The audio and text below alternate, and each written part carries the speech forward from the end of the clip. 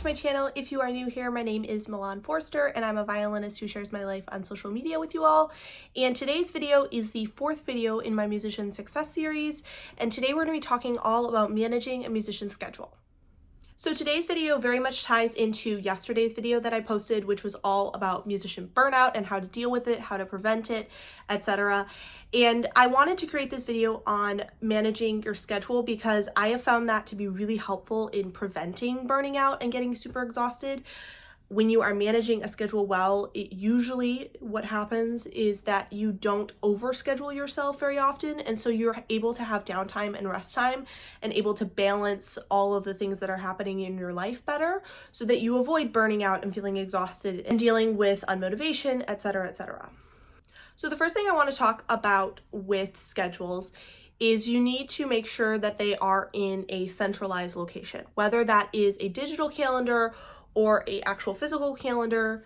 It doesn't matter, but you need to make sure you have one location where you put all of the information for your appointments, your events, your concerts, anything you have going on for school. I like to do this in a digital calendar. I use like Google Calendar combined with my Apple Calendar, and it all syncs into one singular place. You can do it however you want to. I have in the past used a paper calendar. I just find that having it digitally allows me to put events in while I'm out and about someplace and I need to schedule something on the spot. But you can do it however you want to. Just make sure that you have your schedule in a centralized location where you know exactly where all of those events and the information about them is, so that you don't have to go looking for that information. And also so that you don't miss it. It can be very easy if you don't have a centralized location for you to forget about something or miss something and not remember that it's happening. There have been many days when I wake up and realize, oh, I didn't look ahead to what I had going today and I forgot that I have this appointment or this thing happening. And so making sure that everything is in a centralized location is really, really important. Okay, so on top of having a centralized location for your schedule, my next recommendation for managing your schedule is to take a look at it regularly from both a weekly and monthly view and decide what things are really, really important to you and what are things that maybe don't need to be on your schedule. This is something that is very much in relation to burnout. I mentioned this during my musician burnout video, and it is very, very important that you do not overcommit yourself. It's also important that you don't undercommit. It's also important to not just do nothing all day. But I find often in a lot of my musician colleagues and with myself that we tend to overcommit because we have all these things that we want to do and we want to be a part of. And what happens is we commit to things or sign up for something and we end up being super exhausted and not able to do everything that we want to do. So this is where looking at your schedule regularly from both a weekly point of view and a monthly point of view, and maybe even yearly if you want to, can be really helpful because it kind of gives you a bird's eye view of these are all the events that are happening currently in my life, and is this feasible? Is this actually something I can physically accomplish, or do I need to kind of take away some of these events? It's also really important if you are scheduling reoccurring events or meetings that happen every week or every month to make sure that they fit into your schedule and that you can attend them every single time that they happen. Obviously, there are exceptions. Sickness comes up, family emergencies, all of that. But if you're not able to attend that thing that you're signing up for at every single meeting as consistently as possible, then that's when you should reconsider and be like, okay, is this something that I actually can do? Because there's nothing worse than signing up for something and then feeling really frustrated because you can't show up to those things because you don't have enough energy or you don't have enough time or you've double booked yourself or things keep popping up in that time frame that you had signed up to do that thing. This is something that I have done in the past and I've had to learn that lesson the hard way. And it's unfortunate, but you always want to make sure that when you sign up for something that you're able to show up to it as regularly as possible, because those people are relying on you. And also, it's just no fun to sign up for something and not be able to participate in it. So the next thing I want to mention is budgeting your time in relation to your goals. Now, I would hope that you set goals for yourself, whether they are on a monthly scale, a yearly scale, or a larger picture. You should have some sort of goal setting routine and process that you do every single year or month or whatever. And you should have goals and places you want to go and things you want to do. And so I'm saying this all with the assumption that you do that. If you don't, then I would encourage you to go ahead and set some goals, look up some videos, figure out how to do that, and set some goals for yourself, both personally and in your music career and school, academically, athletically, if you do sports, all those sorts of things. It's really important.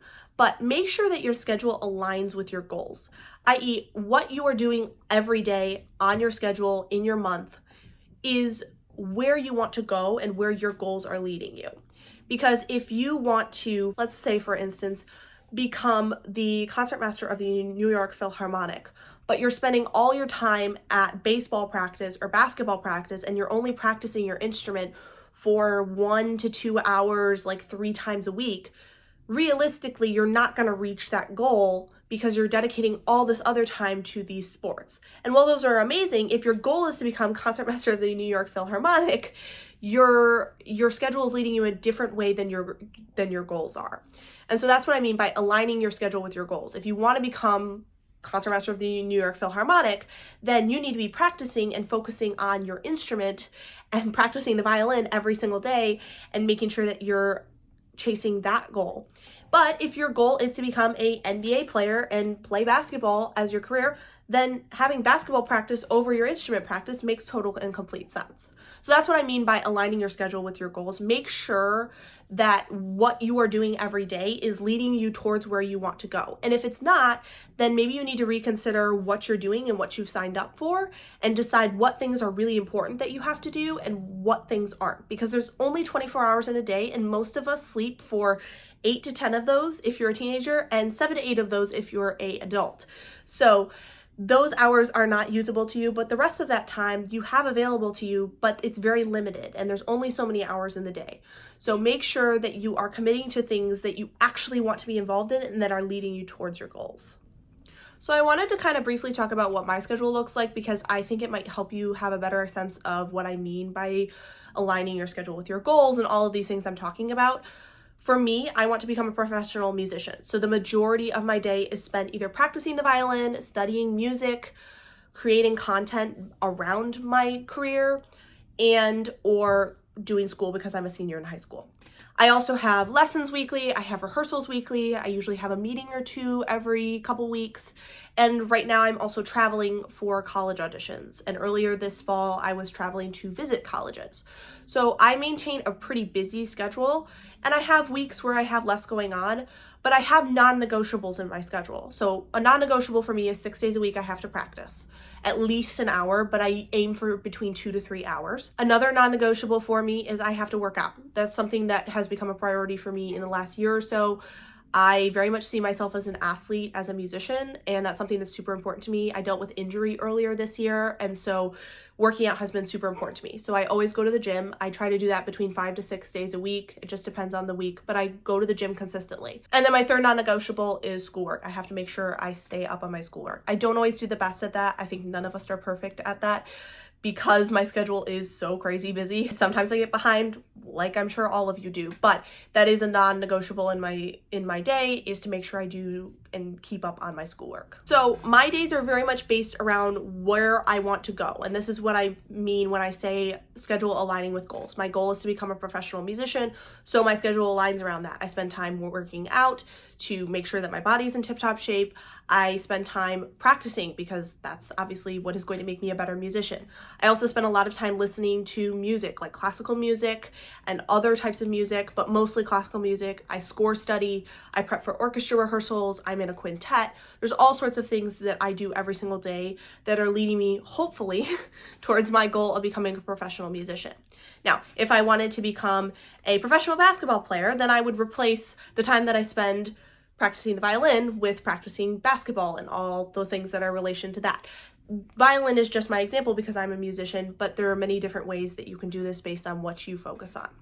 Now, in relation to time frames of things within my day, I am a morning person, like an extreme morning person. Like I get up at 4 a.m. almost every single morning and go to the gym at 4:30. So I know that not everybody's a morning person, so I'm going to give you tips in relation to both morning and night because I have had to be a night owl at times in my life when I had a lot of late night concerts and events happening. So I have experienced both sides of the extreme. Currently, I am trying to stay on a morning schedule because my body and myself like that a lot better. But as far as morning people go, I find that I am the most efficient early in the morning. So I get up, I go to the gym, I eat breakfast, and then I start working on something that I need a lot of brain power for right away. Some days that is schoolwork. Some days that is violin. It just depends on what is the most pressing on my schedule. But I start working on something right away to get my brain going because I find that I have the most brain energy early in the morning. And then I leave things that don't need as much brain power till the evening. Now, if you're a night person and you prefer to do stuff in the evening, then I would suggest that you center the things that you need a lot of brain power for towards the evening if you find that you're more efficient during that time frame. There is no end-all be-all fits everyone's schedule. Everyone is different and everyone's unique. And what works for me may not work for you, and that's completely fine. There are plenty of people out there who might have a schedule that fits you better.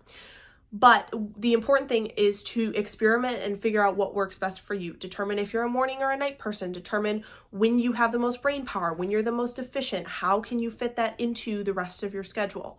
And try to schedule things that require a lot of brain power in that time of day when you have the most amount of brain power and you're the most efficient. The last thing I wanted to say in today's video is managing a schedule is not easy. It is not for the faint of heart, and it is something that I think all of us are constantly trying to get better at and trying to improve because it really does change how your life is run and how you live your life and just also your mental state. I find that the better I am at managing my schedule and scheduling things out and making sure that I am well balanced in my life, the better my mental health is and the more relaxed I am because I know when things are happening and I have an idea of what I am trying to do and where I am trying to go. So don't get super upset with yourself if you don't do something correctly or if you mess up or double book yourself or underbook yourself, etc., etc. It's something we all have done, and just keep trying to get better and learn more about it, and it will serve you later on down the road, I guarantee.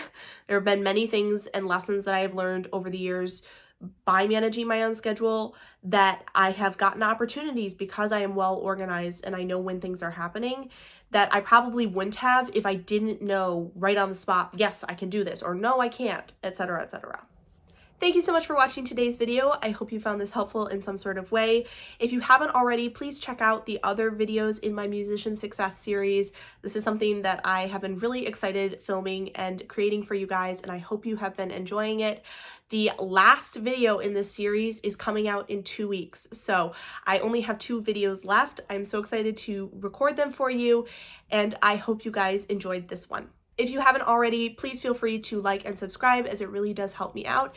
And leave a comment down below. Let me know how you like this video. If you have any questions, I'm more than happy to try and answer them to the best of my ability. And until then, I will see you guys next time. Bye!